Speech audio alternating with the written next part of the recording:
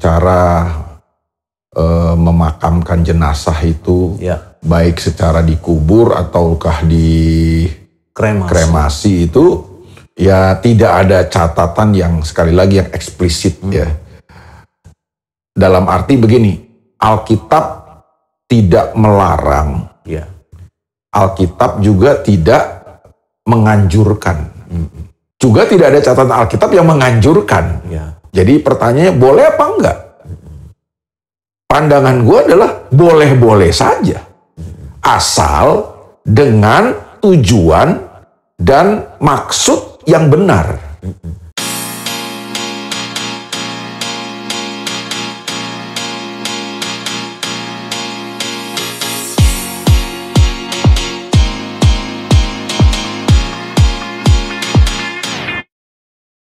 Shalom Bapak Ibu Saudara, puji Tuhan, haleluya. Kita berjumpa lagi melalui program kesayangan kita, Garansi. Gali kebenaran sejati, membahas yang esensi, bukan yang sensasi. Saya berharap kita semua tentunya dalam keadaan baik-baik, sehat-sehat, dan selalu diberkati Tuhan dalam segala aspek kehidupan kita. Kita selalu merasakan kebaikan Tuhan dalam hari-hari hidup kita.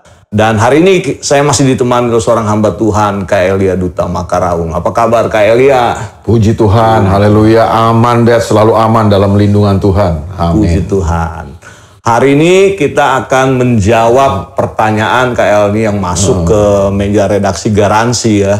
Tentang apa? Kan ada pandangan yang menyatakan bahwa sebenarnya kalau orang Kristen itu nanti kalau meninggal atau mati gitu ya, sebaiknya itu dikubur atau dibakar atau dikremasi gitu kan. Nah itu kita angkat pertanyaan, mencoba menjawab pertanyaan ini melalui tentunya sudut pandang Alkitab gitu. Kalau mungkin Kak Elia bisa jelaskan secara kronologis, secara historical datanya menurut perjanjian lama bagaimana, perjanjian baru bagaimana. Silakan Kak Elia. Ya sebenarnya di dalam Alkitab sendiri masalah cara memakamkan jenazah itu, baik secara dikubur ataukah di kremasi itu, ya tidak ada catatan yang sekali lagi yang eksplisit ya. Dalam arti begini, Alkitab tidak melarang, Alkitab juga tidak menganjurkan. Jadi Alkitab tidak dalam posisi seperti itu, bahwa memang dalam kekristenan hari ini kita harus akui bahwa ada pandangan-pandangan yang berbeda, tergantung daripada aliran atau sinode gereja ya. Jadi masing-masing aliran gereja itu punya pandangan-pandangan, punya kebiasaan-kebiasaan tentang cara memakamkan orang mati, ya kan. Nah ada aliran-aliran gereja yang berpandangan bahwa nggak boleh dikremasi, dikremasi itu berdosa, dilarang Tuhan. Betul. Ya, tidak ada ayatnya sebenarnya dilarang Tuhan. Nah pandangan mereka berdasarkan kepada katanya sama seperti Yesus kan, dikubur, ya kan. Abraham dikubur, Ishak dikubur, Yakub dikubur, ya kan. Jadi tokoh-tokoh iman di dalam Alkitab itu dikubur. Itu pandangan mereka ya. Dan juga aliran gereja yang mempunyai pandangan seperti ini juga seringkali mendasari dengan pandangan bahwa nanti kan ada kebangkitan, kebangkitan tubuh orang mati ya kan, kebangkitan orang mati ketika Yesus datang kan, orang percaya dalam Tuhan yang mati dibangkitkan kan. Nah kalau udah dibakar, dikremasi akan mengalami kesulitan untuk itu, ada pandangan seperti itu ya, ada beberapa kali punya pandangan seperti itu. Tapi sebenarnya pandangan-pandangan ini kan debatable lah sebenarnya. Nah sementara kelompok yang satu adalah kelompok yang pro terhadap kremasi. Nggak apa-apa, kremasi itu nggak apa-apa gitu kan. Nah jadi menurut gua sih, pandangan gua adalah bahwa apakah orang percaya atau anak Tuhan itu ketika dia meninggal dunia boleh nggak dikremasi? Itu kan pertanyaan yang paling penting kan. Kalau dikubur udahlah, kita nggak perlu bahas ya, karena secara umum sudah begitu kan. Tapi kan sekarang ini perdebatannya kan masalahnya adalah ini kalau dikremasi boleh apa enggak nih? Gitu kan. Anak Tuhan itu boleh nggak dibakar, dikremasi gitu kan? Kalau meninggal dunia. Kalau menurut gue itu yang gue bilang tadi, pandangan gue adalah tidak ada catatan Alkitab yang melarang. Juga tidak ada catatan Alkitab yang menganjurkan. Jadi pertanyaannya boleh apa enggak? Pandangan gue adalah boleh-boleh saja. Asal dengan tujuan dan maksud yang benar. Kenapa begitu? Karena ada orang yang dikremasi itu karena alasan dan tujuan serta maksud yang tidak benar, yang tidak alkitabiah. Contoh, kan ada kepercayaan lain ya di luar kekristenan tuh yang juga menggunakan cara itu, memakai cara kremasi. Itu. Ya. Dan ini juga yang jadi alasan dari kelompok Kristen yang tidak setuju dengan kremasi karena mereka seringkali berkata bahwa kremasi itu bukanlah kebiasaan dalam kekristenan. Bukan budaya kekristenan, tapi itu budaya dari kepercayaan lain, agama lain. Nah, memang ada kan kepercayaan-kepercayaan yang memang mayat itu, jenazah itu, atau orang ketika meninggal itu harus dibakar dengan tujuan dan alasan-alasan yang tidak alkitabiah. Tidak sesuai dengan iman kita lah. Contohnya, katanya kenapa harus dibakar, harus dikremasi, karena supaya ketika jenazah itu, jasad itu dikremasi, setan tidak punya tempat di situ, ya kan. Atau ada yang punya pandangan kepercayaan lain ya, yang punya pandangan bahwa kenapa harus dibakar, karena supaya rohnya itu cepat ke sorga, Nirwana atau kemana lah ya kan, ke tempat yang seharusnya gitu, ke tempat yang mulia itu. Karena kalau dikubur lama, ketika jasadnya ini mengalami pembusukan yang lama, disitulah tempat setan-setan akan berdiam diri atau menggunakan itu ya kan, menggunakan jasad daripada orang yang mati ini, atau juga katanya nanti rohnya yang meninggal ini gentayangan dan lain sebagainya. Nah, ada juga kepercayaan yang lain, kenapa harus dibakar, katanya supaya kita bisa memberikan tempat yang terhormat. Nanti kan katanya ditaruh tuh abunya di di rumah abu atau di rumah di satu tempat, lalu kemudian kita bisa bawa pulang ke rumah, dan kapan saja kita mau ketemu, mau berkomunikasi, kita mau menanyakan apapun kepada orang yang sudah meninggal ini bisa, ya kan. Jadi kita memberi tempat yang terhormat sehingga kita tetap bisa berkomunikasi. Nah, itu kan tidak sesuai dengan iman Kristen. Di bagian itunya. Bagian itunya. Tapi kalau misalnya alasannya atau tujuannya kenapa dikremasi, karena misalnya karena situasi dan kondisi, misalnya lahan, kita tinggal di perkotaan yang lahan itu makin lama makin sempit, makin susah ya kan, dan mahal ya kan. Betul. Nah, untuk efisiensi ya kan, supaya tidak memboroskan atau tidak membuang uang, apalagi kalau misalnya orang itu tidak punya, ya kan, dan harus mengeluarkan uang yang mahal, ya kremasi adalah jalan yang terbaik. Maksudnya solusi yang bisa dipikirkan, dipertimbangkan kan, karena ini kan ya. Jadi kalau alasannya cuma sekedar karena situasi dan kondisinya, efisiensi, atau juga supaya ya tidak repot. Karena kan kalau dimakamkan, dikuburkan, ya pasti kita harus merawat, ya kan, harus mengunjungi terus untuk lihat apakah makam ini dirawat, ataukah mungkin makam ini udah ditumpang orang, dan lain sebagainya. Nah, mungkin supaya menghindari dari kerepotan seperti itu, ya lebih baik saya dikremasi saja, ya kan. Ya itu sih sah saja kan, tidak bertentangan dengan. Jadi alasan dan tujuannya tidak bertentangan dengan iman Kristen. Jadi pandangan gua adalah kremasi boleh apa enggak? Boleh-boleh saja. Kalau memang pertimbangannya atau alasannya adalah tidak bertentangan dengan iman Kristen. Nah, kalau ada orang yang berkata bahwa, tapi kan di Alkitab semua tokoh-tokoh dalam Alkitab itu dikubur seperti Yesus, kan kita harus ikut Alkitab. Loh, di Alkitab juga ada peristiwa yang dibakar, dikremasi. Iya, dibakar kan dikremasi juga kan. Saudara perlu mengerti nih, ternyata di Alkitab ada satu kisah atau beberapa tokoh Alkitab juga yang mengalami kremasi atau dibakar. Jadi kalau lu baca di dalam 1 Samuel ya, pasal 31 itu Raja Saul, ya kan? Kita lihat dulu deh ya, supaya kita nggak disangka pemirsa, masa ada sih? Ada ternyata 1 Samuel pasal 31 ya.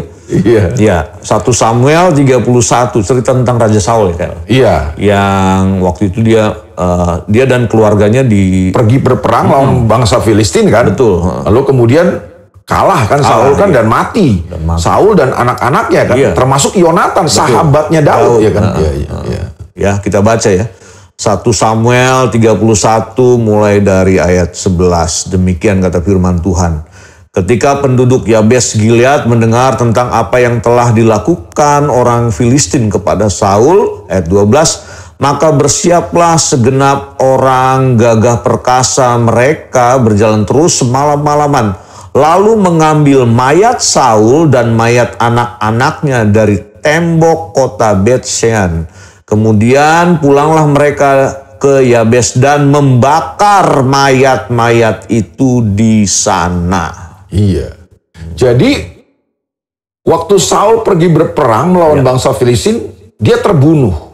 Dia tewas dalam peperangan itu. Termasuk anak-anaknya ya, termasuk Yonatan kan anaknya Saul ya, sahabat Daud ini kan.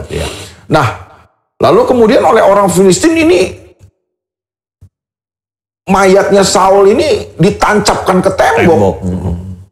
Itu kan sebuah penghinaan yang luar biasa buat seorang raja Israel kan. Buat seorang pahlawan Israel itu ditancepin mayatnya di tembok oleh orang Filistin itu kan sebuah penghinaan. Itu sebabnya ketika orang Yabes Gilead melihat hal tersebut, mereka sedih kan. Hati mereka terusik, makanya kemudian mereka mengambil jasadnya si Saul dan anak-anaknya ini, kemudian dibakar. Nah, menurut mereka, dibakar jenazahnya jauh lebih terhormat daripada ditancapkan di tembok. Itu kan mempermalukan. Jadi itu sebabnya orang Yabes Gilead kemudian membakar jasad Saul. Lalu sisa-sisa tulangnya itu ketika dibakar, sisa tulang itu baru mereka makamkan di bawah pohon apa tuh di situ? Tamariska itu ya. Nah, apa yang dilakukan oleh orang Yabes Gilead ini, nanti kalau lu baca di 2 Samuel pasal 2 atau 2 Samuel pasal 3 itu dipuji Daud. Ya kan? Jadi apa yang dilakukan oleh orang-orang Yabes Gilead dengan membakar jasadnya Saul, lalu kemudian debunya, abunya atau tulang-tulang, sisa-sisa tulangnya ini kemudian dimakamkan di bawah pohon tamariska, itu dipuji Daud. Betul, di 2 Samuel pasal 2 ayat 4 dan 5 tuh Kak, dicatat. Lebih baik kita baca dulu sesaat ya. Kemudian datanglah orang-orang Yehuda lalu mengurapi Daud di sana menjadi raja atas kaum Yehuda. Ketika kepada Daud diberitakan bahwa orang-orang Yabes Gilead menguburkan Saul, maka Daud mengirim orang kepada orang-orang Yabes Gilead dengan pesan, diberkatilah kamu oleh Tuhan, karena kamu telah menunjukkan kasihmu kepada tuanmu Saul dengan menguburnya. Tapi mungkin bagian terakhir ini yang kadang-kadang jadi perdebatan. Tapi itu kan akhirnya Saul juga dikubur gitu. Ya, yang dikubur kan hasil yang udah dibakar itu kan. Jadi udah dibakar dulu kan sama mereka kan, baru debunya sisa-sisa tulangnya itu kemudian dikuburkan. Iya kan. Tapi kan tetap dibakar dulu awalnya kan gitu kan. Iya. Nah, itu sih jadi pandangan-pandangan itu menurut gua sih ya sah-sah aja, tapi ya kembali bahwa kalau alasannya adalah nggak boleh dikremasi karena tokoh-tokoh di Alkitab, orang-orang itu memang kan kebiasaan orang Yahudi begitu ya, dimakamkan, dikuburkan. Tapi ada mungkin budaya-budaya daripada etnis atau bangsa-bangsa tertentu juga yang mungkin tidak punya budaya untuk dikubur, dimakamkan, tapi juga mungkin dengan cara yang lain. Tapi sekali lagi alasannya harus benar. Kalau bertentangan dengan iman Kristen tentu kita akan tolak. Ya kan? Tadi yang gue tadi udah jelaskan itu kalau alasan-alasannya karena untuk sesuatu yang akhirnya bertentangan dengan firman Tuhan, ya kita tolak dong. Tapi kalau alasannya dikremasi karena karena lahan sempit, kuburan mahal dan lain sebagainya, lalu kemudian untuk efisiensi atau untuk supaya tidak merepotkan keluarga harus mengunjungi, merawat, melihat dan lain sebagainya, kan menurut gue sih nggak masalah. Bahkan juga kan kalau gue baca sejarah gereja, kayak ada bapak-bapak gereja juga yang meninggal juga nggak dikubur, dibakar oleh karena mempertahankan iman, mempertahankan Injil gitu. Oh iya, banyak kan. Waktu zamannya Kaisar Nero kan orang Kristen dibakar hidup-hidup. Iya, betul. Nah, ada salah satu tokoh yang terkenal dalam sejarah gereja itu Polikarpus namanya. Itu pemimpin gereja di Smyrna ya. Itu muridnya Yohanes, Rasul Yohanes. Itu kan juga matinya dibakar dia. Karena dia mempertahankan imannya kepada Yesus. Itu statementnya kan sangat terkenal ya. Betul. 86 tahun aku mengikut dia dan melayani dia. Tidak pernah sekalipun dia mengecewakan aku, kata Polikarpus. Waktu dia disuruh menyangkal Yesus. Dan akibatnya adalah karena dia tetap mempertahankan iman kepada Yesus, dia dibakar hidup-hidup. Jadi abu juga. Jadi pandangan yang bilang bahwa nggak boleh dikremasi karena nanti begitu kebangkitan orang percaya pada saat Yesus datang kali yang kedua, akan mengalami kesulitan bagaimana mau dibangkitkan. Ya nggak masuk akal aja sih menurut gue sih.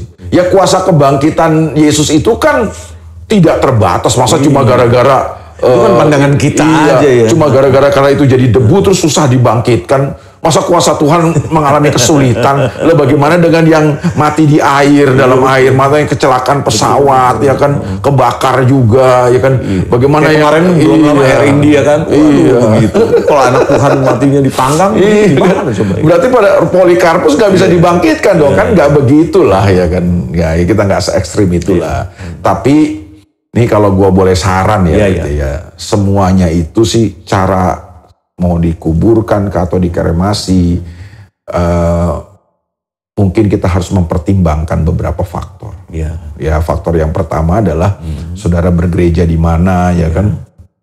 Ya ikutlah pandangan atau pandangan-pandangan yang dipakai oleh gereja tempat di mana saudara berjemaat bergereja ya. Kalau misalnya gereja itu memang tidak menerima, ya belajarlah untuk disesuaikan.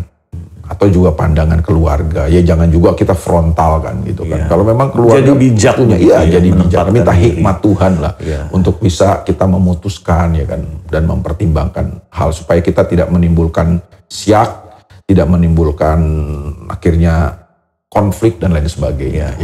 Semua harus mendatangkan damai sejahtera. Karena sekali lagi di dalam Alkitab tidak ada ayat yang melarang kremasi dan tidak ada ayat yang menganjurkan kremasi juga. Gitu. Jadi kiranya ini menjadi jawaban bagi setiap pemirsa Garansi yang telah mengajukan pertanyaan ke media redaksi kita di Garansi. Dan jangan juga saudara ketika diberkati oleh program ini, saudara menyimpan diri sendiri, tapi bagikan juga buat teman-teman. Kalau saudara ada pertanyaan, tulis di kolom komentar. Nanti kita akan membahas pertanyaan-pertanyaan yang masuk di episode-episode yang selanjutnya. Tuhan memberkati kita semua. Sampai jumpa.